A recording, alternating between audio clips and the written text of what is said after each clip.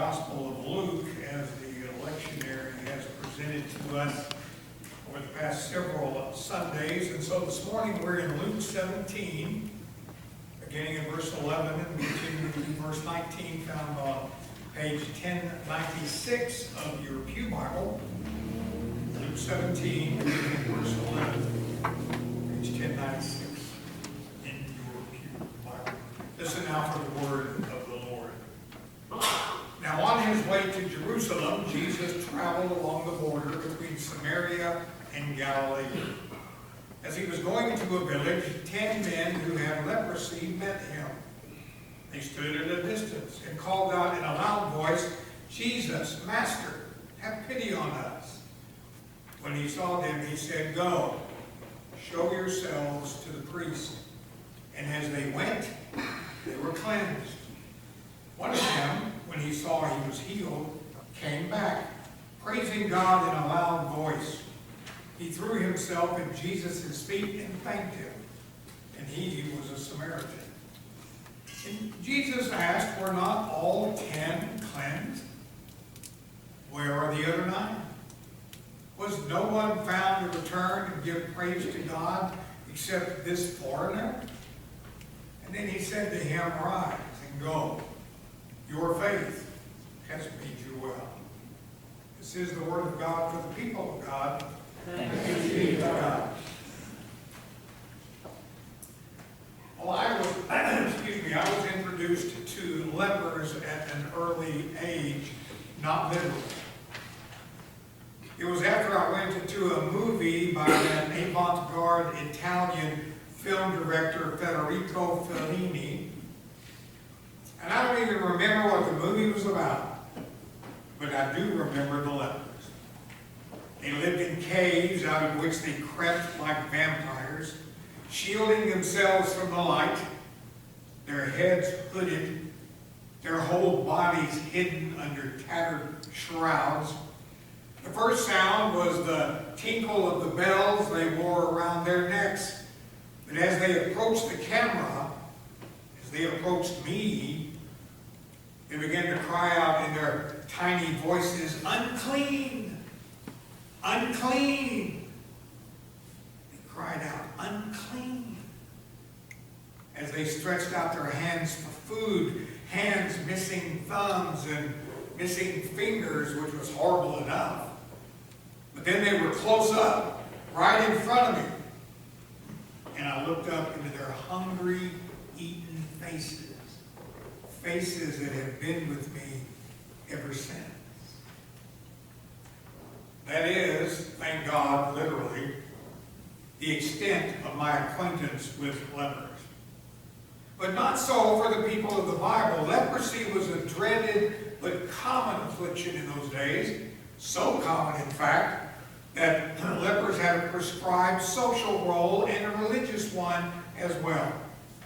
In fact, the book of Leviticus spends 2 whole chapters teaching priests how to diagnose diseases of the skin, how to pronounce lepers ritually unclean, how to perform the rites of purification should they be healed. And as for the lepers, Leviticus 13. The one who has the disease shall wear torn clothes and let the hair of his head hang loose, and he shall cover his lip and cry, "Unclean, unclean." And he shall remain unclean as long as he has the disease. He is unclean. And he shall dwell alone in a habitation outside the camp. Leviticus 13:45.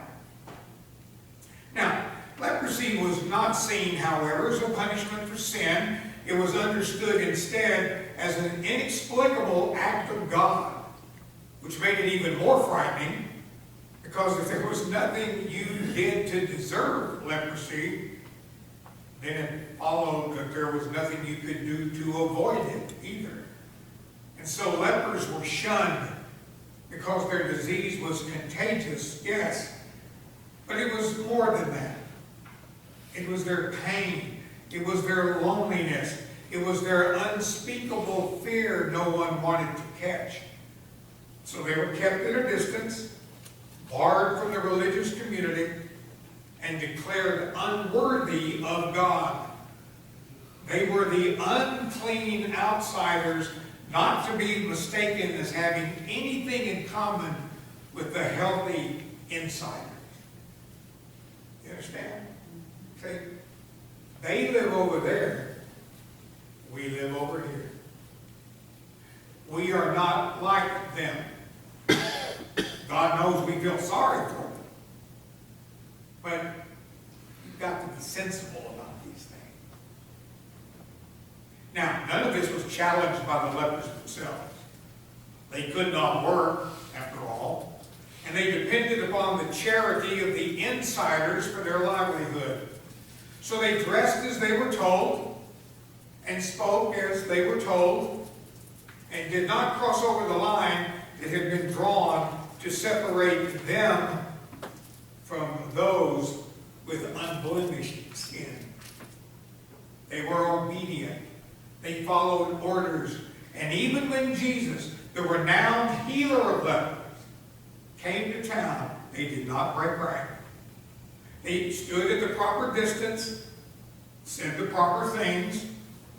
Jesus, Master, they said, calling him by his messianic title. Have mercy upon us.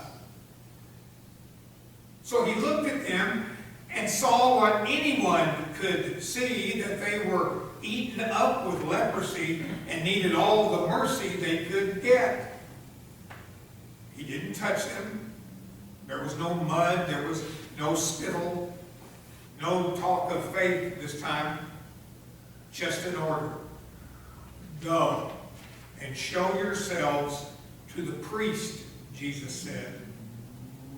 And they did, disappearing as obediently as they had appeared in the first place. None of them asked why, but there was only one reason to see the priest, and that was to receive a diagnosis, a verdict: clean or unclean, insider or out, member of the community or beggar on the outskirts of town. None of them asked why, but as they went to do as they were told, they were cleansed. The scabs went away, the color returned, the feeling came back into limbs that had been numb for years, and 9 went on to do as they were told, to have the priest in Jerusalem certify that they were cured and restore them to society. But one did not do as he was told. One, when he saw that he was healed, cried out, turned back, and did not rest until he lay on his face in the dirt at Jesus' feet, praising God and giving thanks. Now, he made a spectacle of himself, all the more so once he was recognized as a Samaritan, a believer in the Torah as far as he was concerned, but a Gentile and a foreigner as far as the house of David was concerned. He was, in other words, a double outsider. Once by virtue of his leprosy, and twice by virtue of his non-Jewish blood. He was a double loser, lying at the feet of Jesus and thanking God as if God were somehow present in a plan and somehow revealed in the presence of that man. He was one of the unclean who saw what the clean could not see, and who refused to be separated from what gave him life. Now,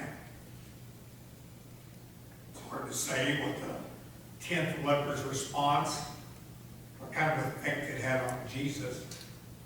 Something happened, because all of a sudden Jesus started asking questions.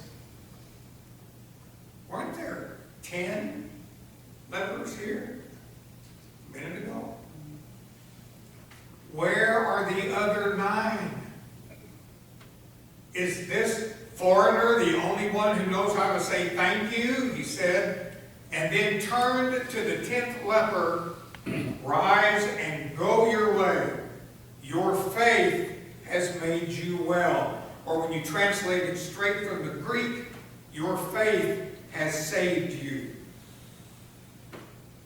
Now, once you stop to think about it, this is all very odd. I mean, didn't Jesus tell all 10 to go show themselves to the priest? And didn't 9 do what they were told? Didn't this one, in fact, not do what he was told? And even flaunt his disobedience with a great sloppy show of emotion? And weren't all 10 healed? Then how come this one got special treatment? He was the only one who got told his faith had made him well. Weren't all 10 made well? What's going on here? 10 were healed of their skin diseases, but only 1 was saved. 10 were declared clean and restored to society, but only 1 was said to have faith. 10 set out for Jerusalem to claim their free gifts as they were told, but only 1 turned back and gave himself to the giver instead.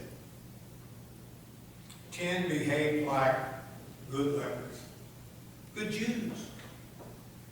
And only 1, a double loser, behaved like a man in love.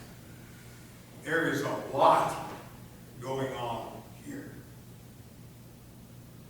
Author and theologian Barbara Taylor tells the story of a church she pastored in Georgia where the sanctuary was open 5 days a week from 9 to 5.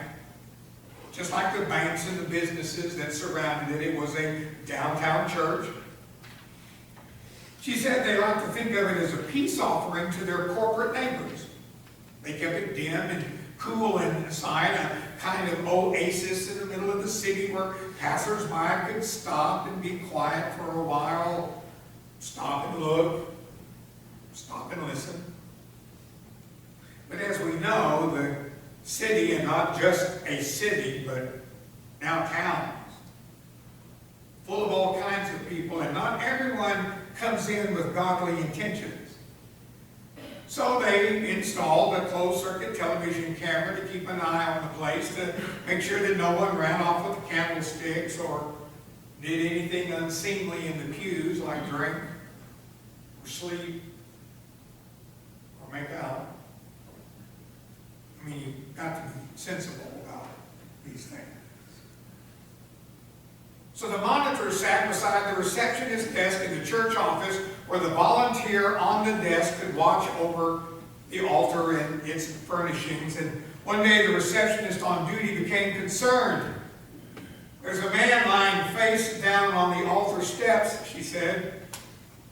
I wouldn't bother you, but he's been there for hours. Every now and then he stands up, raises his arms toward the altar, and lies face down again. Do you think he's all right? She recalls that 4 priests, she's Episcopalian, she recalls that 4 priests and several staff members conferred over the matter and elected one of the junior associates to go check the man. So as this newbie did so, she recalled how they all huddled around the monitor to watch. The young pastor appeared on the screen, walked up to the man, exchanged a few words with him, and returned to the church office. Well, he says he's praying. Oh, Taylor recounts, thanking him for his information. Now this went on for days. Every morning around 11 o'clock, the receptionist would look up from her desk, and there he would be in the monitor. prostrate before the altar, his hair in knots, his worn-out clothes covered with dust balls from the floor. The janitor cleaned around him. The altar guild tried not to disturb him when they came in to polish the silver. The florist asked if he should leave the flowers somewhere else, and they said, no, just step over the man and put them on the altar where they belong.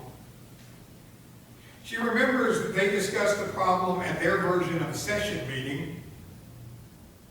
Should we do something? Someone asked. I don't know, said someone else. What do you think? Well, I think I want to get on that guy's prayer list, one of the elders said. And they all laughed. And that's it. Finally, it was Sunday, she said. And I'll pick her story up here in her words. It was my turn to celebrate communion at the early service. And he was there when I arrived, blocking my path to the altar, and I didn't know what to do. Maybe he was drunk. Surely he was crazy. I mean, what would happen if I asked him to move? So approaching him as if she were approaching a landmine, she said, I tapped him on the shoulder. He was so skinny. He was so dirty. Excuse me, I said. There's going to be a service here in just a few minutes. I'm sorry, but you'll have to move. He lifted his forehead from the floor and spoke with a heavy Haitian accent. That's okay, he said. Rising and dusting himself off in one dignified motion, he left and never came back. So she continued to relate how the 8 o'clock service began on time. The faithful took their places and she took hers. They read their parts well. They spoke when they were supposed to speak. They were silent when they were supposed to be silent. They offered up their symbolic gifts. They performed their bounden duty in service. And there was nothing wrong with what they did. Nothing at all. They were good servants, careful and contrite sinners who had come for their weekly ritual cleansing. But one of them was missing. Her words again. The foreigner was no longer among us. He had risen and gone his way. But the place where he lay on his face for hours, making a spectacle of himself, seemed all at once so full of heat and light. Stepped around it on our way out. Chastened, if only for that moment, by a call to a love so excessive, so disturbing, so beyond the call to obedience that it made me want to leave all of my good works behind. Now, a very similar situation presented itself to a downtown Texarkana church where I was filling in while they searched for a permanent pastor. And being a downtown church, they kept the sanctuary open certain hours of the day, just as Reverend Taylor remembered about their church. And for a while, there was a man who came in almost every day and would sit on the front pew, lay on the altar steps, or kneel. Or a combination. He never disturbed anything or anybody. But I, had to do almost everything around him and then ask him to leave or join us by sitting up on a pew in Sunday worship. Now that was a long time ago. But what has become apparent in the meantime is that I know how to be obedient. I know how to follow the rules of an institution, but I don't know how to be in love. It just doesn't seem to be an ability I can command like reflective listening or public speaking. So I do what I know how to do, and I do it as well as I know how. I read my Bibles, I say my prayers, serve on committees. And there's nothing wrong with that. Nothing at all. In fact, it's that kind of steady, law-abiding discipleship, the discipleship of the 9 lepers, that has kept the great ship of the church afloat for thousands of years.